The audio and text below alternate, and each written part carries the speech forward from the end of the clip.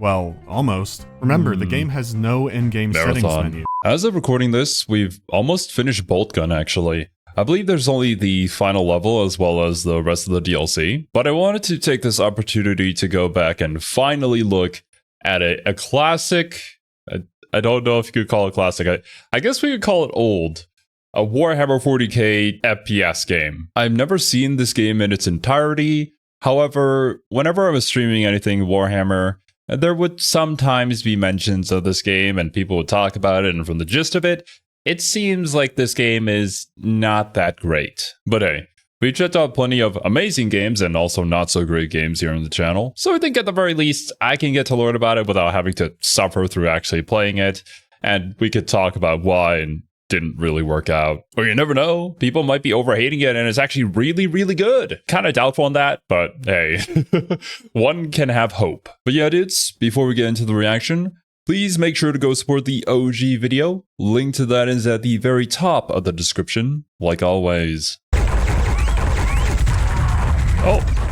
Weakness detected in arms. Oh.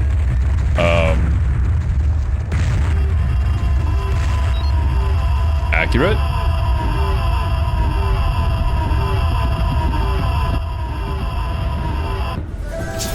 Yeah.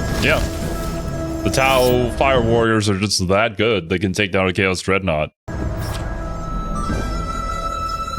Warhammer 40,000 franchise has been around over 30 years. Man, Dawn of War. Such a good game. I honestly can't wait to play the remaster, remake, whatever it is. I love the playthrough.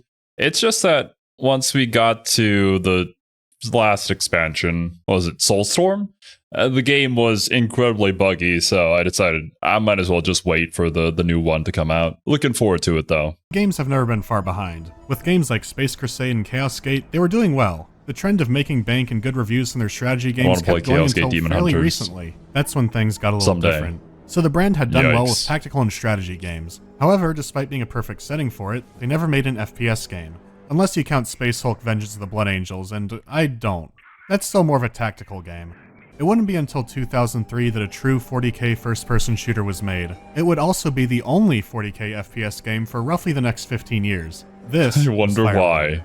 And right from the get-go, there's a lot. The next 15 years, isn't there... What was the next one that came out? Was it Necromunda? I think there's a game called that. Pretty sure it's an FPS. It was either that or Darktide, if you would consider Darktide an FPS game. Strange about this. PlayStation 2 outlets were very positive on the game. Whoa. Who needs Halo? Huh? Are you sure about that? I haven't played Halo yet, but even I know, I don't think I would compare these two games. Uncomfortably so. It was to the point I thought it was only on PS2, but no, it got a release on PC as well. See, it's right there. The only reason I found out was because a guy emailed me about it. After a quick search, it turns out the PC version's reviews were abysmal compared to the PS2. Yikes. As far as I know, this isn't sold digitally either. On top of all of that, getting the game to start on a modern system is a challenge, and if you do, here's your in-game options. Audio levels. That's it. So first of all, I'm going to show you how to make this game playable at all. That's still a decision you might regret, but I can't stop you. First of all, the game has a launcher. Unfortunately, it hasn't been seen by modern human beings. This is because it appears to have issues with DirectX versions past date, which in computer years is basically going back to the fall of Rome. You could go back to that, or you can be a genius and just launch the exe from the CD or your image. You don't even need compatibility mode, so easy, right? Well, almost. Remember, the game has no in-game settings menu. It typically runs at a lower resolution, and I can't show you it. Whenever I... wait. I just realized. No, that's the Tau symbol, right?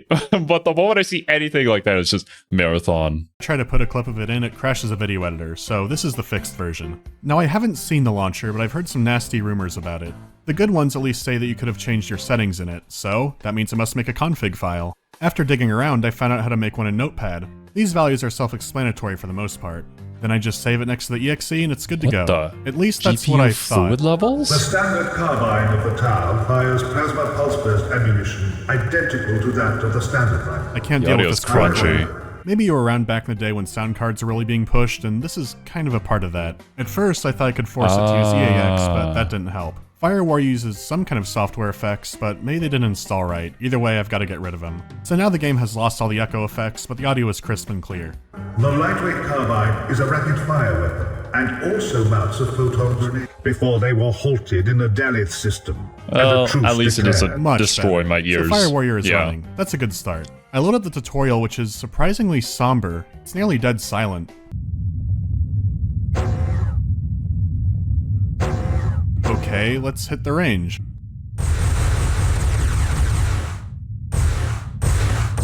Oh my god, this weapon spread.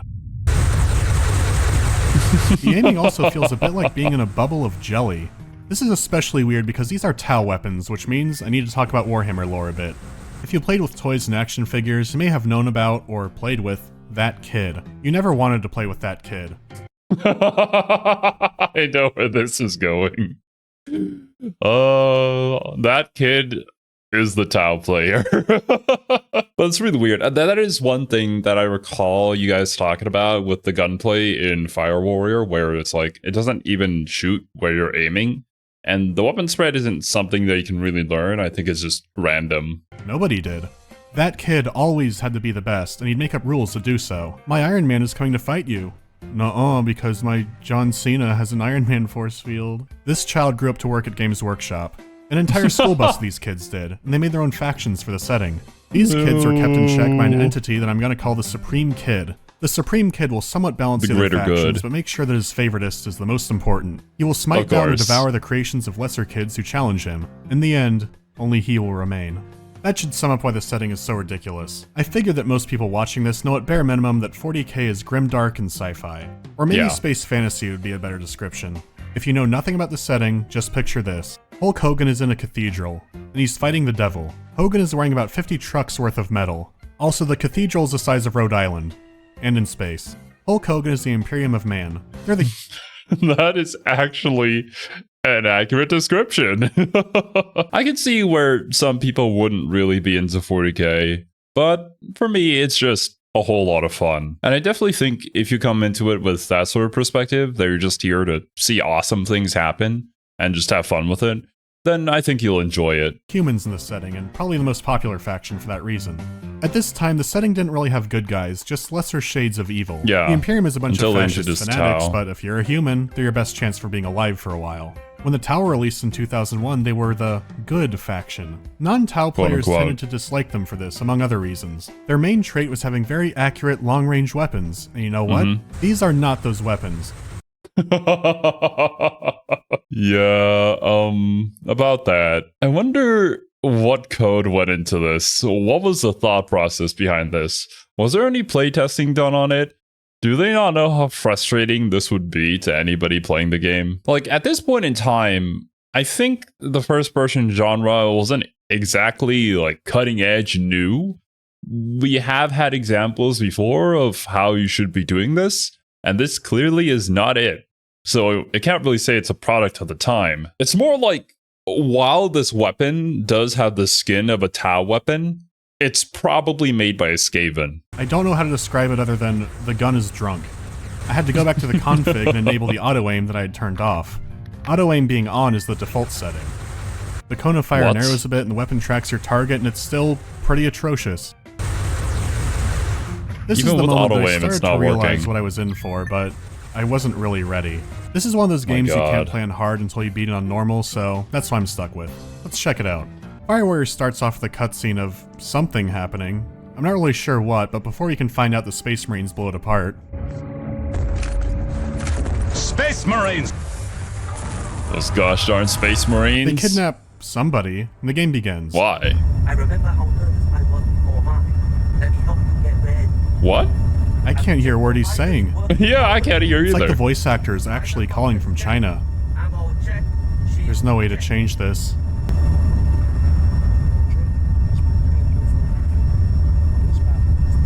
What? Is that him talking? Yeah, I think so. Whoa, what? As far as games made after... This is bringing back bad memories of recording with Serby and Kiwi back in the day. Especially for Serby, I have never met a person who spoke at a volume lower than static noise. But that's Zerby. Thankfully, they've gotten a lot better since then. 2000 go, I think Fire Warrior might have one of the strangest soundscapes of all. I've played games that use stock sounds, but never just a phone dial. The thing is, at least the phone dial sound is clear. A lot of levels will just have these alarms blaring half the time. That's gonna be annoying. Classic sound.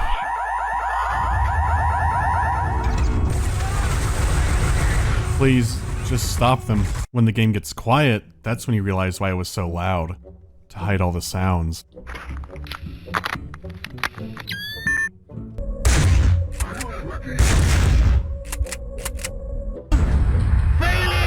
What did he say?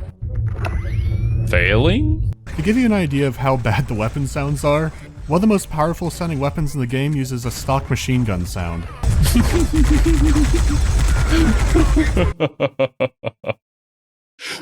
We've talked about this before, but the sound when you're firing a gun means so much. It adds so much to the experience and how good it feels to use that weapon. Not having good gun sounds in your FPS game is kind of a crime. Of course, like almost every other weapon in the game, the spread on it is horrible. Oh, what was that spread? Oh my god! I don't think any Counter-Strike professional player would even be able to handle this gun. There is no pattern for you to learn. It's just wildly spraying. At several points I couldn't tell what was happening because the sounds were looping over each other.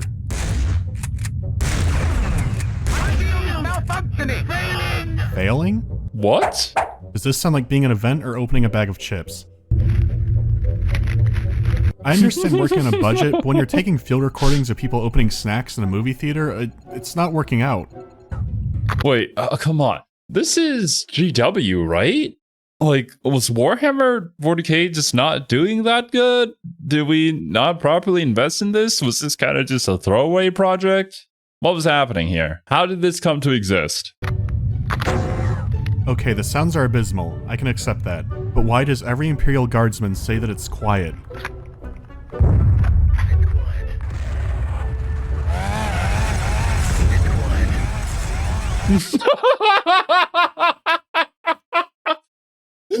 Loudly firing a machine gun laser?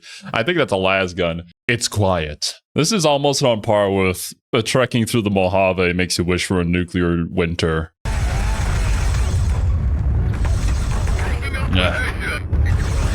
It's quiet. Must have been the wind. It's quiet. It's quiet. Yeah, you heard it the first time. I am going to lose my goddamn mind. Okay, you know, I needed this today. I wasn't feeling all too good. There was a lot going on. But man, this just brings me so much joy. And the complete opposite way of something really, really good happening. Oh, the chapter title is even It's Quiet. Oh, Mandalore. That's cute. It's quiet. It's quiet.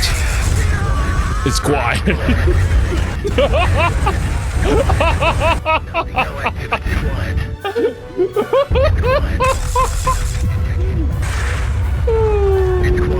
It's quiet. I'm only 15 minutes into the game and I can't remember what's happening. Wait, I beat it?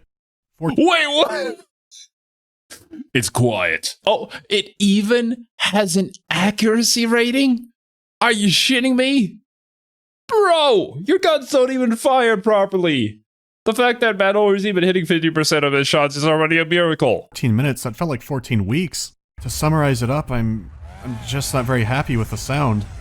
Let's move on. The game is about as standard as it gets for first-person shooters. You go through multiple linear levels, find new weapons, and kill enemies. Yeah. What I find interesting is that it's a kind of transitional shooter. Easy example. If you want to open the magenta door, you need to find the magenta key. Colored keys were a staple of 90s FPS games because, well, they make sense. You don't need a special narrative to understand what's happening. It's easy. You see the blue door, you need the blue key. Easy. This practice largely went extinct in the early 2000s. With a big push for story in games, obstacles would have to be narrative related. Having a color-coded door and key was now seen as being too arcadey. Having the Okay, look, to be fair, Halo Combat Evolved was revolutionary. And I suppose at the time it kind of became a new standard. I would presume so, judging from what I've heard from you guys in the comments when I was learning about the Halo lore. Because while it was around back then, I wasn't really into gaming just yet, so I didn't know about any of this happening. Red Door was now just seen as lazy. Okay, so Fire Warrior is more of a 90s game. After all, levels have a stats counter. From time to time you'll complete an additional task, and I'm not sure what they are because the game never really tells you. That checks out. What? There are also plenty of health packs, but wait a minute, something is still happening to my health.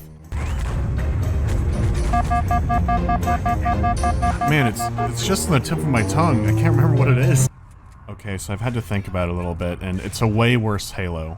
I know all the advertisements that would kill Halo, but it's just a worse version of that game. You have to wonder how you can take a formula that was proven to work on a console like Halo and mess it up somehow. Then I looked at the games they were making before and during this, and their train simulators and iToy games, and it's like, oh, this makes sense now.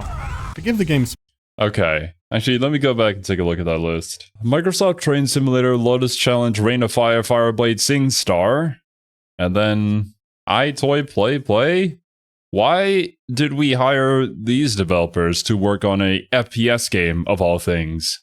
I don't think this is their forte. And this makes this game's failings even more apparent because Halo already existed when this game came out. So like, why would you play Fire Warrior? Why couldn't you have just made your own version of Halo in the 40K universe and take the systems that work there and put it in your game?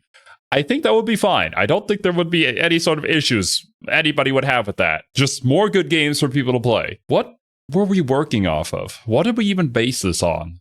Did we just think of our own thing and then make it? Then hopefully it works out? There had to have been either some sort of... The developers themselves aren't really experienced with it, but maybe there was also budget cuts. Maybe this game had to be released earlier than scheduled.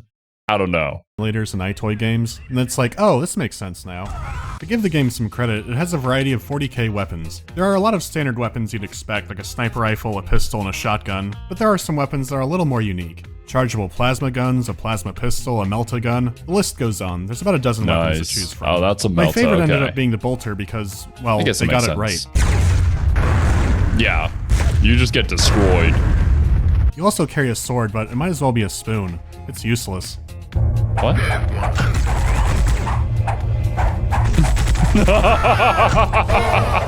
It has close. So this is Tau and Melee. Accurate. Unless if you're from the Farside Enclave, then you probably don't want to get into melee range with those dudes. Close to no reach, and it barely does any damage. I can't even imagine how bad this is on hard. I have three main issues with the weapons. The first is that several of them are redundant. The stub rifle is a good medium-range weapon, with a muzzle flash that looks like a solar flare. But the las gun does basically the same thing. The bolter is fun to use, but then there's a chaos bolter which fires a little bit faster and maybe does less damage. Wait, you can use a chaos gun? I can't tell because, you know, it's a bolter. If you don't know the lore, it fires 75 caliber rocket-propelled explosive bricks that were blessed in a church. The chaos bolter does the same thing except, I don't know, the rounds are blessed at a Marilyn Manson concert. My second issue is that you can only hold 2 guns. Except in rare occasions, you're only going to find ammo for your weapons on dead enemies. So putting down a rifle in exchange for a pistol with only 6 shots doesn't make any sense. Doing that discourages the player from experimenting, but it gets even worse than that. One of the weapons you're holding has to be a Tau weapon, and they're terrible. So even if you find 2 weapons you really like, you have to choose one because one of them will have to be a Tau weapon. Why? Why do we set this arbitrary restriction on the player even though we give them the option to pick up other weapons to use? That just sounds really weird and doesn't make any logical sense. Like, how out of the loop were these developers when it came to FPS games of the era when they were working on this? Like, at the very least, there had to be some sort of cultural osmosis from the Halo effect. Or maybe they were just like me and they were living under a rock. But I certainly wouldn't accept a job to work on a game that I knew nothing about or how to even go about making one. But, you know, if it got paid anyways, then maybe. To make matters worse, you don't get the second weapon, the carbine, until the midpoint of the game. That means you're only getting to choose one weapon for most of the game. But there is the Tau cannon. Also, look out for death animations. It's like they all want to win an Emmy. So dramatic. So holding off for that seems good, except this scenario doesn't happen a lot. By this point in the game, you're going to be fighting some of the spongiest enemies around. Having this would have been great in some of the earlier levels when there were swarms of guardsmen. Here, it's just wasted. You do get a rail rifle in the last levels of the game, and this is when Tau weapons are good. The rail rifle can Nice. zap a bad man right into the Shadow Realm. Damn. Literally. Be gone. Yeah, me too. It is not a prize worth waiting for, and I'll come back to why. While I Okay. addressed it earlier, the biggest problem is the spread and aiming system. It doesn't matter if auto-aim is off or on, these things go all over the place. Even when it's on, sometimes it won't lock on right. It also has a tendency. Oh my god.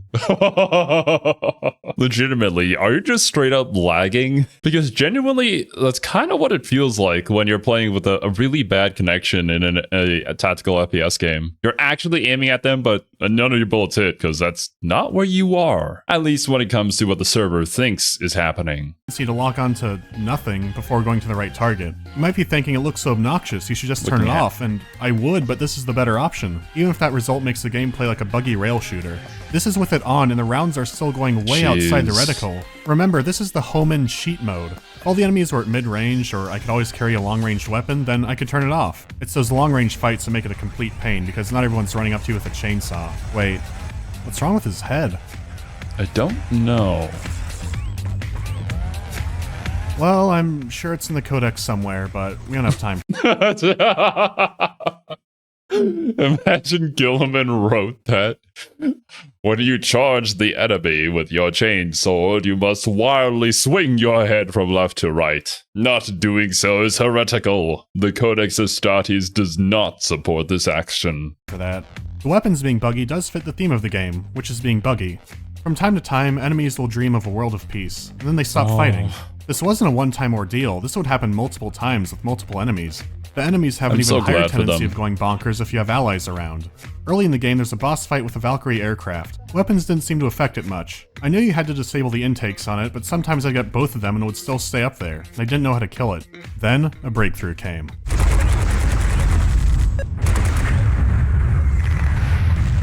Well done. It killed itself. What? I spent longer than I'd like to admit looking at this clip trying to figure out what happened. I can't recall a boss in a game that just committed suicide, but now I think I have it figured out. When the pilot gets angry enough, he says a prayer and writes something down in a manuscript. He then hands it to the tech priest who lives behind the launchers for warmth. This is when the grateful tech priest fires the missiles, as you can see here. After carefully studying the schematics, I realized something. You can see out the cockpit, but not from behind the launchers. So, to put it in short, he fired point blank into this pipe and blew himself up. That's one mystery solved. Oh, are you kidding me?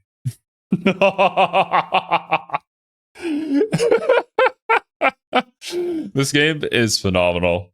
This is like the best thing I've ever seen. But that's kind of the issue, right? If only this game had played into being a parody and then it actually went like completely over the top with that, then it might have been fun. But it's actually trying to be a serious FPS game, but also just being absolutely bonkers and having like the most jokiest mechanics to the game. That would work well in parody, but not here. So ultimately, it ends up being like not good enough to be remembered for being a great game, and not bad enough to be remembered for being a funny bad game. It's just kind of, let's forget about it. And that's not a spot where you want to be. At the very least, now I've got a new meme. It's quiet. Next time I'll tackle the missing doors. All these problems explain the bad PC Missing reviews. doors. If you've seen videos I've made before, you know that I usually start with the visuals and maybe a bit of story background and then move on to the rest, but I've been assaulted by issues non-stop from the beginning. Let's be honest, even if the story's incredible, that's not exactly Game of the Year material. So this could just be a horrible, horrible port. As somebody who really enjoys the story of games and is willing to play pretty suboptimal gameplay in order to experience a great story, even I wouldn't play this. There's definitely a threshold between like okay gameplay versus bad gameplay that directly harms the player experience. I would categorize this more into the bad gameplay side of things. It's just not working. They clearly did not know how this was supposed to go. Of a PS2 classic. So after making calls and exchanging some notes, I got someone to help me. So to see if this is just the PC version, I have internet celebrity 8-Bit Brody to talk about the PS2 version. Is it as good as they say? You know, I've been a fan of the Warhammer universe for a while now, and I have fond memories of Fire Warrior. I never liked it as much as Halo, but I remember it being an enjoyable enough experience. Really? Revisiting this game, however, has proven my memory to be an unreliable source, and I feel that I can no longer trust my former self with any future decisions in my life. Every glitch and sound issue found on the Windows version of this game can also be experienced on Sony's home console. Yikes. There was even an additional auditory hiccup during the tutorial. The voiceover present in this section stalls when naming a button prompt. Press the start button. It's as though it's pausing to allow for different inputs to be stated for different versions of the game, made all the more strange by the absence of this voiceover from the PC release.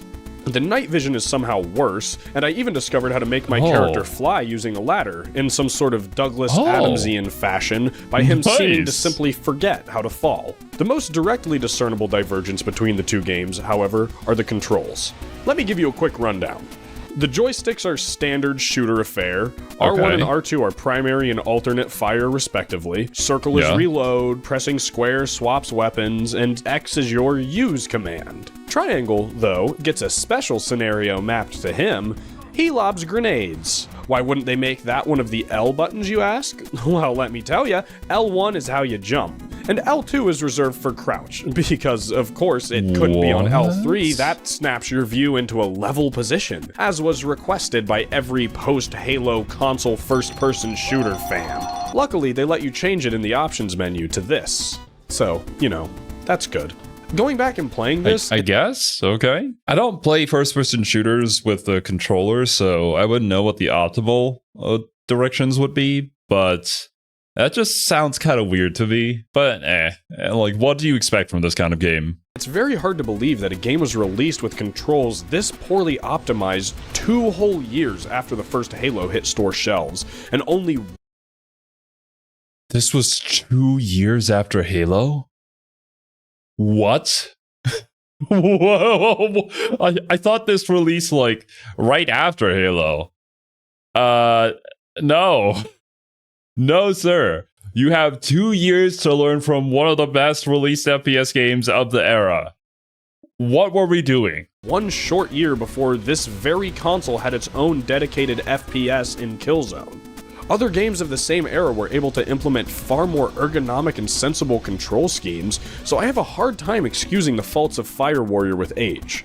It honestly feels like the developers, not dissimilar to my absent father stumbling into our basement and discovering my uncle teaching me all the wrong ways to use a garden hose, just didn't care. If you care, however, feel free to come to my channel and subscribe. Brody. I also have a Patreon where you can donate money to help feed me. Brody, I'm very poor. All right, we got it.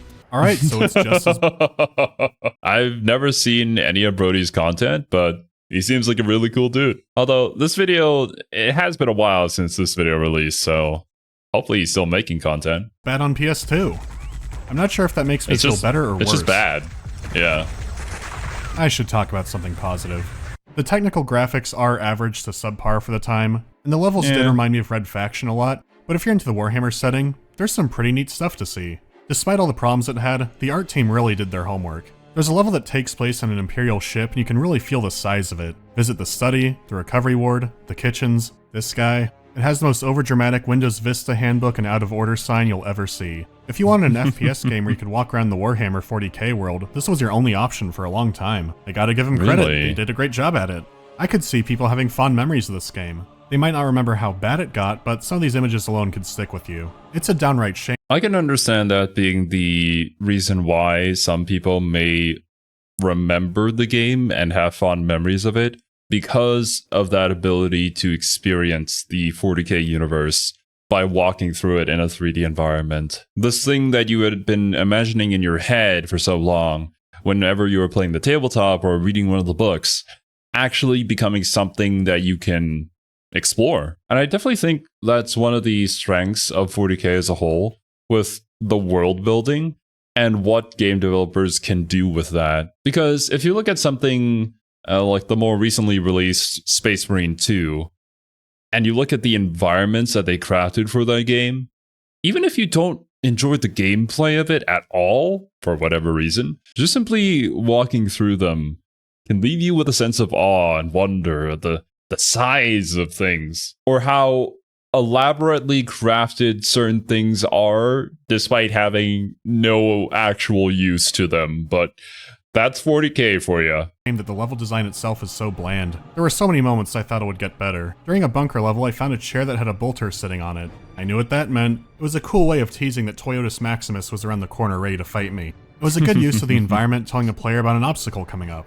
That's a lot better than I can say for the rest of the game. They'll use the same lines over and over again. Destroy this. You must obtain the keys. Find the button. This is the place. You must destroy this. For everything it does right, it does 5 things wrong. It reeks of something that was either on a tight budget, a short time frame, or both. Yeah. There's lots of clues that QA and testing was minimal. There are bizarre inclusions that just feel okay. I thought that was a foreign language, a 40K language. No, it's just pasted all the wrong way. unfinished, like an Ultramarine stealth section. It lasts maybe 30 seconds. Stealth section? No activity. I did it. Surveillance camera? Nowhere is this clearer and more frustrating than the final levels of the game. Honestly, up to this point, there are very few story beats to speak of. You fight the Imperium and you save a hostage. Like a different FPS game, they start teasing another threat. Remember how I mentioned that Space Marines and the human faction are very popular in 40K? Well, the story gets going, but it's centered all around them. Greater threat. Despite being Tau and Fire Warrior. A tumor to be removed. Ah, here comes the Tau representative. You've come onto their ship, and you've killed a Mormon Tabernacle choir's worth of guardsmen and Ultramarines. They capture you in the middle of your slaughter, and then they let you go. Why? The captain is waiting. The evil forces of Chaos show up and do their thing. The Ultramarines then arm you, and the rest of the game... Why? In what sense would the Space Marines ever feel okay with doing that? I know that the Ultramarines do have a neutral relationship with the Tau, and I believe there have been instances where they've worked together in order to fend off like Tyranid invasions because of where the Tau are situated within the galaxy. But we've done a lot of stuff up until that point, right? I don't know. It feels like just for the sake of the story, we'll do this. ...is spent helping them to defeat Chaos. Talk about a 180 in motivation. Chaos have the beefiest enemies in the game. They also carry the most deadly weapons. Alright, that's reasonable. They're the endgame enemies. So what could they do to make this unbearable? Well, they can spawn right next to you with rocket launchers. Oh my god. These guys can pop up at any time. Chaos Sorcerers can show up without warning, and they can teleport more. Chaos is here, and their favorite activity is teleporting behind you. Nothing personal, kid. Why do all the evil people teleport? Why can't we do that? But I haven't experienced Fire Warrior, and yet I can still experience the same pain with running around an arena at bolt gun, and then the freaking plasma gun guy just spawns right in front of you and shoots you point blank. I guess skill issue.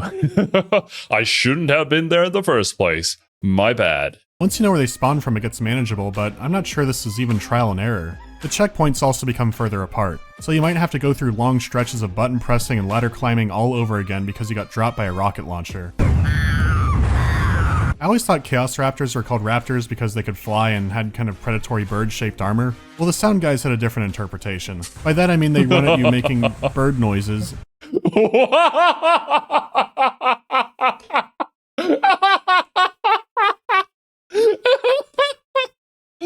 Oh boy, I thought Mandalore did that edit. No! They run at you and make bird noises. What the fuck?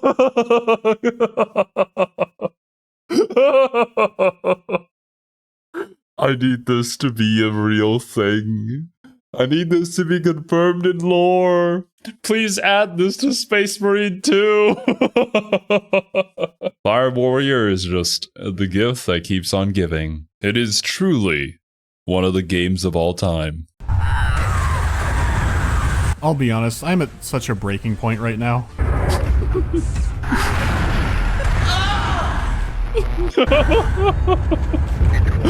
Oh, please, God, no, not again. What the fuck is this?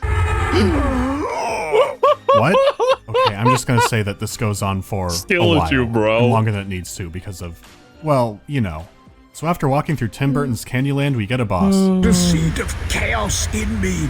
Severus is trying to transfigure himself by binding with a demon. He's trying to become immortal. What is that? Is that a bird? Okay, this goes on for a while, but it dies. Finally, you get to face the real final boss. What he's saying isn't important because I can't hear it because it sounds like he's on a speak and spell.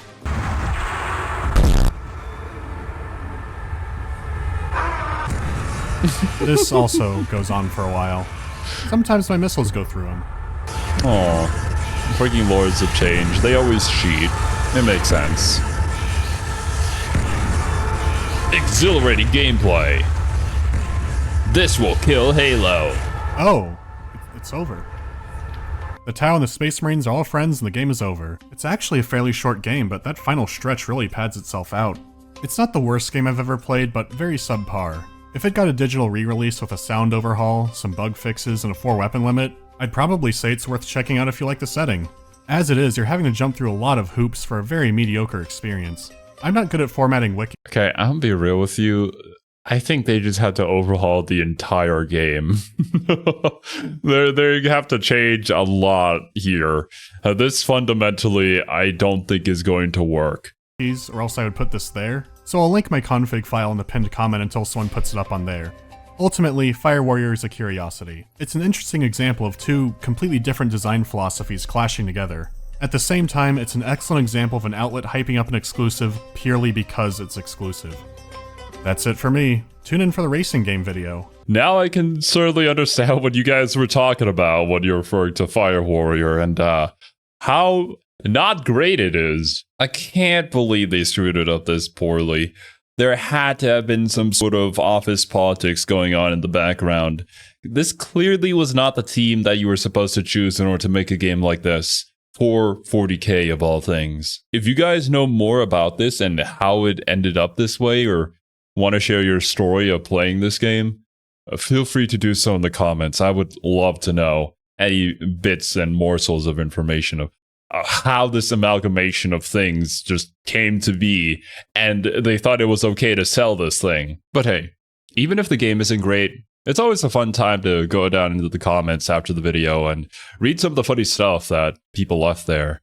But it's even better when you recognize one of the commenters. Shout out to Barry, by the way. I've learned a lot of lore from the comments they left underneath my videos. But yeah, dudes. Hope you enjoyed. Catch you in the next one.